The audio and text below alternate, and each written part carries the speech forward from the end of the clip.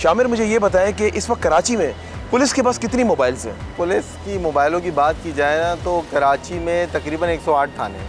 अब 108 थानों में मोबाइलों की जो डिवीज़न है पुलिस मोबाइल्स की, वो बड़ी ही बेढंगे अंदाज से की गई है। किसी थाने के पास जो है वो 3 मोबाइलें हैं, किसी के पास 4 मोबाइल्स हैं। अच्छा, ये 4 और 3 मोबाइलें जो हैं ये ऑपरेशन पुलिस के पास होती हैं, तो इनकी तादाद 3 से 4 है। 108 थाने हैं इस वक्त शहर भर में। एक अगर थाने के पास 3 पुलिस मोबाइल भी हम फ़र्ज़ कर लेते हैं तो 3 मोबाइलें जो है 108 थानों के हिसाब से तकरीबन 300 के लगभग बनती हैं। एक पुलिस मोबाइल इन्वेस्टिगेशन पुलिस को दी जाती है। अगर इनकी भी तादाद को ऐड कर लिया जाए तो तकरीबन 450 के करीब जो है मजमूई तौर पर पुलिस मोबाइल्स बन जाती हैं। फिर दीगर सेल आ जाते हैं, तकरीबन 15 पुलिस मोबाइल जो है वो एक सेल के पास होती है। वो पुलिस मोबाइल जो कि बेजा इस्तेमाल हो रही हैं, बेजा इस्तेमाल ऐसे हो रही हैं कि वो प्रोटोकॉल्स में चल रही हैं। अब जो DIG साहब हैं, 3 DIGs हैं यहाँ पे ऑपरेशन के, उनके तीनों के साथ जो है 2-2 पुलिस मोबाइल चल रही होंगी। SSP जा रहे हैं तो उनके साथ एक पुलिस मोबाइल जा रही होगी। अब SP है तो उसके साथ भी कुछ पुलिस एहलकार जो है वो तैनात होंगे या एक पुलिस मोबाइल साथ चल रही होगी। तो ये जो तादाद है ये अलग है। अब अगर इसको 3 DIGs हैं, 2 पुलिस मोबाइल लेके जा रहे हैं तो 6 पुलिस मोबाइल वहाँ चली गई। एक SSP के साथ एक पुलिस मोबाइल है तो 7 SSPs हैं, 7 पुलिस मोबाइल वहाँ चली गई। इनमें से आधी कारामद हैं, आधी नाकारा हैं। जो कारामद हैं वो भी इतनी खस्ता हाल हैं कि उनको थोड़ा सा सफ़र करने के बाद भी हम अक्सर औकात ये देखते हैं खड़ी हो जाती हैं। उनको शहरी जो है वो मदद कर रहे होते हैं, पुलिस मोबाइल को धक्का लगा रहे होते हैं। अगर बात की जाए स्ट्रीट क्रिमिनल्स के हवाले से तो पुलिस की जो मोबाइल्स हैं ये भी सुनने में आया माजी में कि जो पुलिस एहलकारों से पुलिस मोबाइल छीन कर फ़रार हो जाते हैं। तो क्या ये कैसे मुमकिन होता है? क्या उसमें ट्रैकर नहीं लगा होता? देखें, ट्रैकर लगता है। पुलिस मोबाइल्स पे अक्सर बेशतर हम देखते हैं ट्रैकर लगा हुआ होता है, लेकिन वो ट्रैकर को ब्रेक करने के लिए भी अब इतनी जो है वो तरक्की कर ली है। अफसोस के साथ कहना पड़ता है, जो चोर डाकू हैं इन्होंने इतनी तरक्की कर ली है कि वो आसानी से उस सिस्टम को क्रैक कर लेते हैं जो कि हमारे इदारों ने, हमारे महकमों ने लगाया हुआ होता है। असलहा छीन लिया जाता है पुलिस का, स्ट्रीट क्रिमिनल छीन के भाग जाते हैं। अच्छा, क्या जो मोबाइल मिलती है SHO के ज़ाती इस्तेमाल के लिए भी होती है?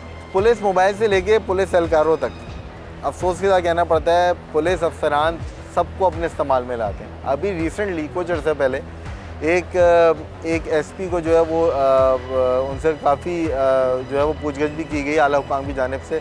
उनके हवाले से पता चला कि उन्होंने 2 पुलिस एहलकार ख़वातीन थी जिनको अपने घर पे खानसामा के तौर पे जो है वो रखा हुआ था।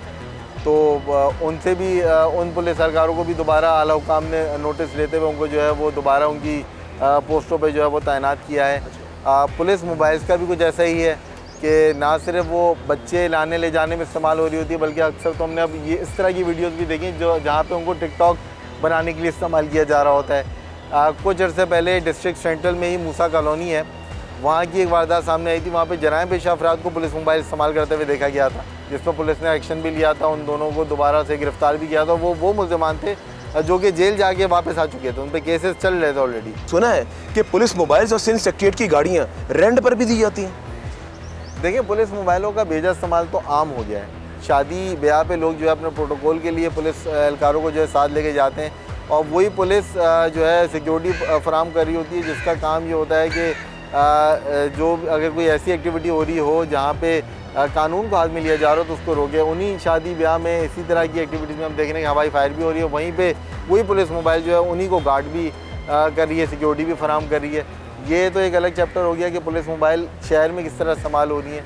आपकी बात बिल्कुल दुरुस्त है कि यही सरकारी गाड़ियाँ जो कि ना सिर्फ शहर में गलत इस्तेमाल हो रही हैं, बल्कि एक शहर से दूसरे शहर जाने के लिए भी उनको इस्तेमाल किया जा रहा है। अब उस पर जो फ्यूल लग रहा है वो यकीनी तौर पे हमारे आपके टैक्स से पे किया जा रहा है। इसके साथ साथ जब गाड़ियाँ चलती हैं उनमें ऑयल भी डलता है, उसके भी बजट पास होता है। हर गाड़ी जब भी कोई अगर ऑन ग्राउंड आती है तो उसका फ्यूल और उसका ऑयल, ये दोनों चीज़ें, उसके साथ साथ उसकी मेंटेनेंस, तमाम चीज़ों का बजट एक रखा जाता है। लेकिन वो बजट कहाँ जा रहा है इसका कोई जवाब देने के लिए राज़ी नहीं है। पुलिस का एमटी डिपार्टमेंट है, तो एमटी डिपार्टमेंट होने के बावजूद और बजट के लिए, अप्रूवल के लिए उन्होंने कहा होता है कि हमें सिफारिश है कितने पैसे हमें जो है फंड्स फराहम करते हैं, तो ऐसा क्यों है? जो पुलिस मोबाइल ख़राब खड़ी होती हैं उनकी मेंटेनेंस में इतना एक बड़ा सर्कल है कि वो पूरा करने में जो मुताल्लिका पुलिस है वो पूरी हो जाती है। वो पहले वो अपनी सिफारिश देगा कि भाई हमारी पुलिस मोबाइल में ये मसाइल हैं। वो मसाइल अब जाएंगे एक एमटी के डीआईजी के पास।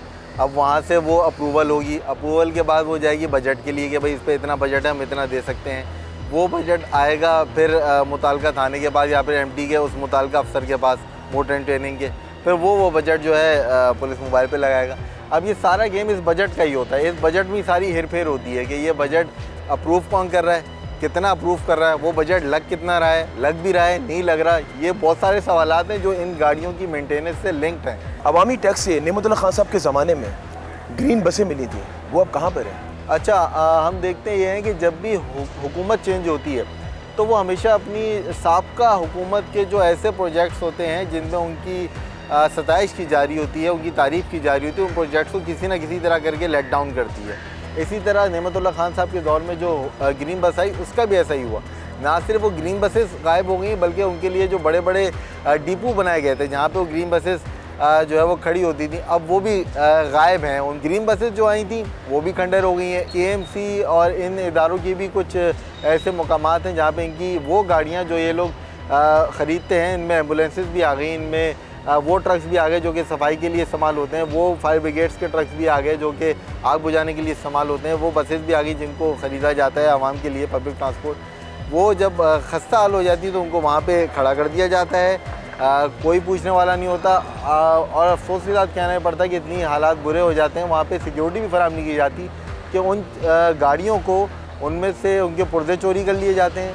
अगर फायर टेंडर्स की बात की जाए तो सिटी गवर्नमेंट के पास 70 गाड़ी हैं, उसमें से 59 ख़राब हैं, उसको सही क्यों नहीं करवाया जाता जबकि उस पर टैक्स की खतीर रकम खर्च हुई है? हमारे पास 2 स्नाकल थी शहर में, उनमें से एक स्नाकल जो है वो ख़राब खड़ी हुई थी, सिर्फ एक स्नाकल से जो है वो काम लिया जा रहा था। इसी तरह फायर टेंडर्स की भी सूरत हाल है कि बड़ी तादाद में वो फायर टेंडर्स केएमसी के पास मौजूद हैं, ना सिर्फ वो स्पेस ऑक्यूपाई कर रहे हैं, जगह जो है वो भी वेस्ट कर रहे हैं कि उनको उनकी मेंटेनेंस नहीं की जा रही, तो वो भी ऐसी नाकारा हालत में खड़े हैं। मतलब ये हुआ कि अवामी टैक्स पर पॉलिटिक्स जो है हो रही है? बिल्कुल 100%, इसमें कोई शक नहीं है कि अवामी टैक्स पे पॉलिटिक्स यकीनी तौर पे असरअंदाज होती है। अब वो आप किसी भी महकमे में ले लें या शहर की सूरत हाल पे ले लें, एक पार्टी जो है वो किसी भी इलाके में उस वक्त तक काम नहीं कराएगी जब तक वहाँ पे उसका वोट बैंक नहीं होगा। अच्छा, मेरा आखिरी सवाल आपसे, इतला है कि हुकूमत सिंध की बहुत सी गाड़ियाँ गुम हो गई हैं, क्या ये बात दुरुस्त है? सरकारी गाड़ियों का तो ऐसा है कि इस पर बहुत सारे सवाल उठते हैं जब ये मिस होती हैं या चोरी होती हैं, या तो चोरी की जा रही हैं या चोरी करके जो है वो आगे बेच दी जाती हैं, या फिर जिनको अलॉट होती हैं उन्हीं के कोई ना कोई रिश्तेदार जो है वो अंदर दूसरे शहरों में इस्तेमाल कर रहे होते हैं। बड़ी वजह ये भी है कि उन गाड़ियों के पीछे कोई आता नहीं है। सरकारी गाड़ियाँ, सरकारी खाते की गाड़ियाँ वो गुम हो जाती हैं, जिसको मिली होती हैं, अलॉट होती हैं, वो सादी सी दरख्वास्त देता है, शिकायत दर्ज करता है और उसके बाद अल्लाह खैर सल्ला।